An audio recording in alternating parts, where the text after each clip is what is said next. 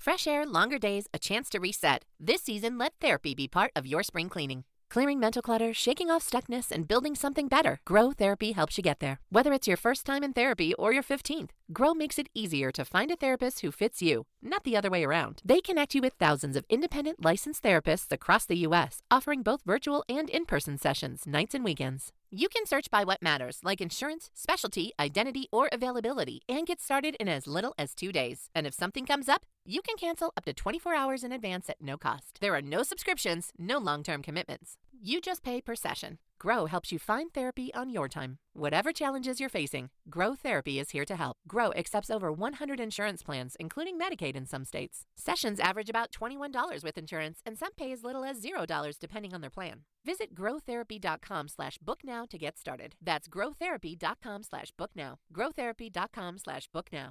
Availability and coverage vary by state and insurance plan. Hey listeners, this is Peter and welcome back to the History Shorts. Today's episode is brought to you by the Podcast Republic, your ultimate listening app. Discover and subscribe to thousands of podcasts from around the world. Download Podcast Republic today, available on Google Play and the Apple App Store. Today on History Shorts. In the year 610 AD, a middle-aged merchant in the Arabian city of Mecca climbed alone to a cave on the slopes of a mountain called Jabal al-Nour. He had been doing this for some time, withdrawing from the city, fasting, and meditating in the quiet of the hills above. What happened to him in that cave, according to Islamic tradition at least, changed the world. He received the first revelation of what would become the Quran. He descended the mountain shaking, went to his wife, and told her that he feared he was losing his mind. She told him he was not. Within 23 years, the faith that grew from that moment would sweep across Arabia, Persia, and into the broader world, establishing one of the most enduring civilizations in human history. Our history brief today returns to the History Shorts Conversation Series Vault and a chat with a two-time Pulitzer Prize-winning historian, Rick Atkinson.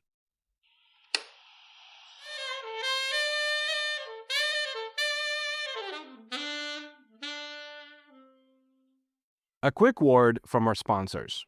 Support for the show comes from Public, the investing platform for those who take it seriously. On Public, you can build a multi-asset portfolio of stocks, bonds, options, crypto, and now generated assets, which allow you to turn any idea into an investable index with AI. It all starts with your prompt. From renewable energy companies with high free cash flow to semiconductor suppliers growing revenue over 20% year over year, you can literally type any prompt and put the AI to work. It screens thousands of stocks, builds a one-of-a-kind index, and lets you backtest it against the S&P 500. Then you can invest in a few clicks. Generated assets are like ETFs with infinite possibilities, completely customizable and based on your thesis, not someone else's. Go to public.com/podcast and earn an uncapped 1% bonus when you transfer your portfolio. That's public.com/podcast. Paid for by Public Investing. Brokerage services by Open to the Public Investing Inc. Member FINRA and SIPC. Advisory services by Public Advisors LLC, SEC registered advisor. Generated assets is an interactive analysis tool. Output is for informational purposes only and is not an investment recommendation or advice. Complete disclosures available at public.com/disclosures. This day in history. On April 15, 1912, the RMS Titanic sank in the early hours of the morning, claiming more than 1,500 lives and shocking the world. On April 15, 1947, Jackie Robinson made his debut with the Brooklyn Dodgers, breaking Major League Baseball's color barrier and reshaping American sports. Story of the day. Muhammad ibn Abdullah was born around 570 AD in Mecca, a city in the Hijaz region of the Arabian Peninsula that served as both a major trading hub and a religious center, home to the Kaaba, a sacred site that drew pilgrims from across Arabia. His life began in loss. His father, Abdullah, died before Muhammad was born. His mother, Amina, died when he was only 6 years old. He was passed to the care of his grandfather, Abd al-Muttalib, and when his grandfather died 2 years later, to his uncle, Abd Talib, a respected but not wealthy man who raised him as his own. The losses of his early childhood are not incidental to this story. They shaped a man who would spend his life attending to the vulnerable, the orphaned, and the dispossessed, themes that run through the Quran with striking consistency. Muhammad grew up in the merchant culture of Mecca. He developed a reputation for honesty and reliability that was unusual enough in the trading world of his day that people actually called him al-Amin, or the trustworthy. At around 25, he came to the attention of Khadija, a successful businesswoman and widow, some 15 years his senior, who hired him to manage her trading caravans. Impressed by his character, she proposed marriage, and he accepted. By all accounts, in the historical and Islamic tradition, theirs was a genuinely devoted partnership. Khadija would be the first person to believe Muhammad's account of his revelations. She would remain his only wife until her death 25 years later. Her role in the early formation of Islam as his confidant, his financial supporter, and his first convert is frequently understated in popular accounts of the faith's origins. The Arabia into which Muhammad was born was a world of polytheism, tribal loyalties, and significant social inequality.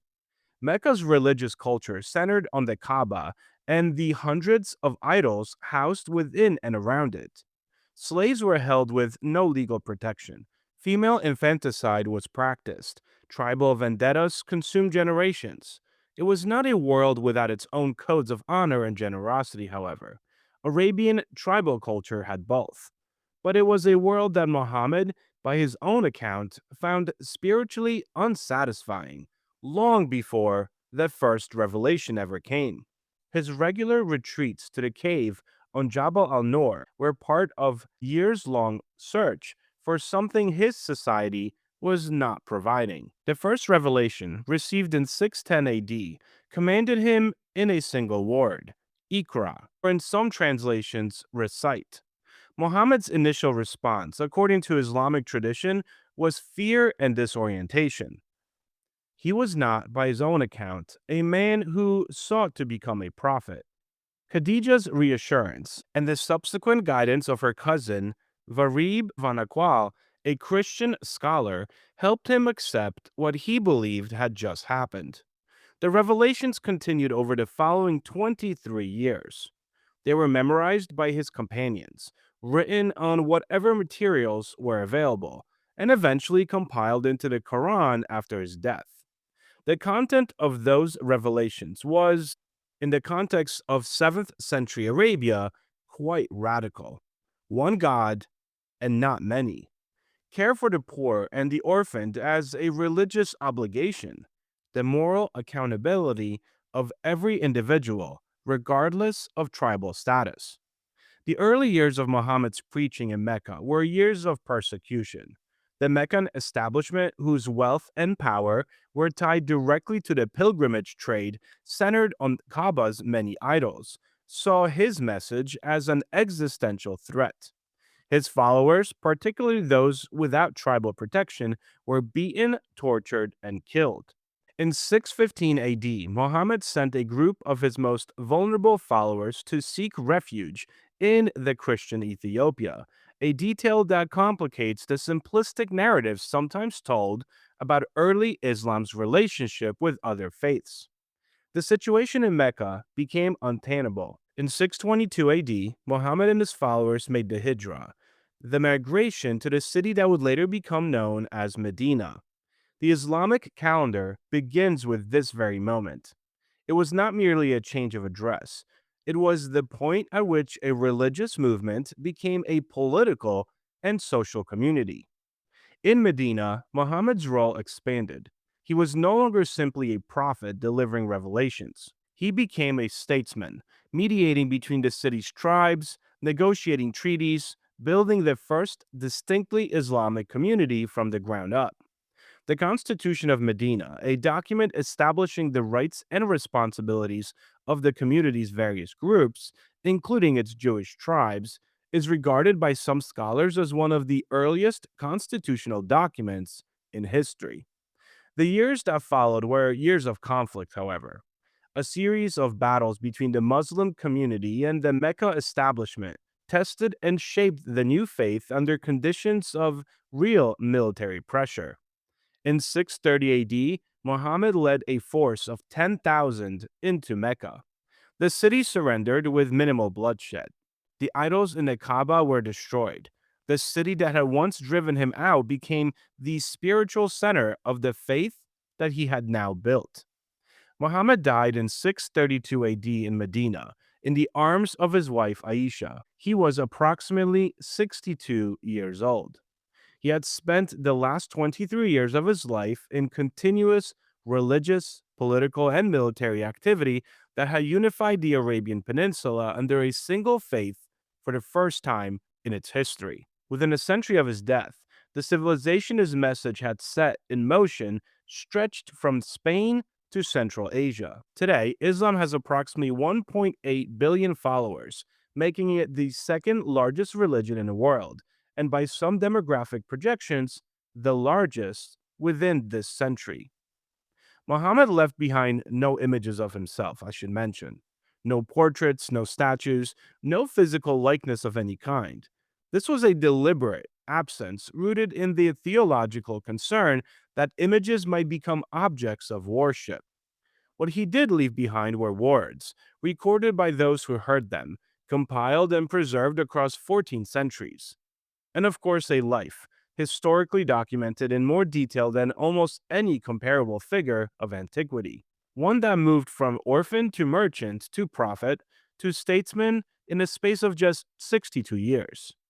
Whatever one believes about the divine origin of its revelations, the historical record of what one man built in one lifetime in one of the most inhospitable corners of the ancient world is extraordinary by any measure. The History Brief. Today we return to the History Shorts Conversation Series Vault and a chat with a two-time Pulitzer Prize-winning historian, Rick Atkinson. You can find the entire conversation wherever you are listening to this podcast. More than 2,000 American soldiers die from malnutrition and disease. The army is on the verge of disintegrating.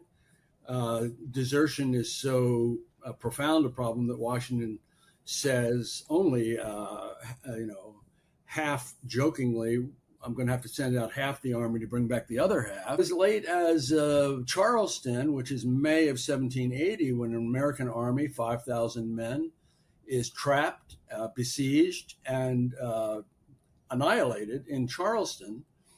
That's a real body blow to the cause. And it looks like the British strategy, which has been incoherent for much of the war, and has now shifted to the South, and a belief that there are a lot of loyalists there who are going to join the cause on behalf of the king, that the British can begin to roll up the colonies from the South. It looks like that might happen. In May of 1780, it's not clear that we're going to win. Thank you so much for spending some time with me today and helping make this little show such a mighty success. If you are enjoying this show and would like to help with its production, you can always donate a few dollars at buymeacoffee.com or become a Patreon member to enjoy these episodes ad-free. Both links can be found on our website at www.historyshortspodcast.com. And I do hope you guys check out our YouTube channel if you have not already done so. There are some shows on that channel that are not part of this stream. Have a great rest of your day, and I will talk to you all again tomorrow.